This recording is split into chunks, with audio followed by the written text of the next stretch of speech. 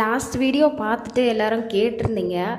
இப்போது ஏலக்காய் வந்து டைரெக்டாக ஃபார்மர்ஸ் கிட்டேருந்து எடுக்கிறீங்க அப்படின்னா அது வந்து எல்லா சைஸஸுமே மிங்கிள் ஆகி தானே வரும். எங்களுக்கு வந்து 5 to 6 mm 7 to 8 mm அந்த மாதிரி செப்பரேட்டாக வேணும் அப்படின்னு சொல்லி கேட்டிருந்தீங்க.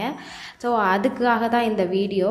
அந்த மாதிரி கேட்குறவங்களுக்குமே எங்களால் கொடுக்க முடியும். ஏன்னா நாங்கள் வந்து ஏலக்காயை ஃபார்மர்ஸ் கிட்டேருந்து வாங்கி அதை வந்து ஸ்டோரில் கொடுத்து தான் ட்ரை பண்ணுவோம்.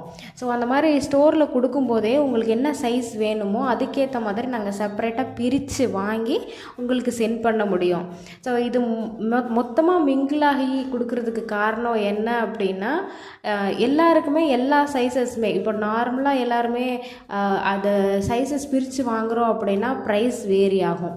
ஸோ மொத்தமாக கொடுக்குறப்போ ஒரே ரேட்டில் கொடுக்கலாம் இல்லையா? ஸோ அதுக்காக மட்டும்தான் இப்படி மொத்தமாக கொடுக்குறது. அண்ட் கடையில் வாங்கி கொடுக்குறோம் அப்படின்னாக்கா இந்த மாதிரி இடையில இருக்கிற சொரிக்காயெல்லாம் கண்டிப்பாக கிடைக்கவே கிடைக்காது. ஃபார்மர்ஸ் கிட்டேருந்து டைரெக்டாக எடுக்கிறப்ப மட்டும்தான் இந்த மாதிரி காய் மிங்கிளாகி வரும். வேணுங்கிறவங்க ஸ்க்ரீனில் தெரிகிற வாட்ஸ்அப் நம்பருக்கு மெசேஜ் பண்ணுங்கள்.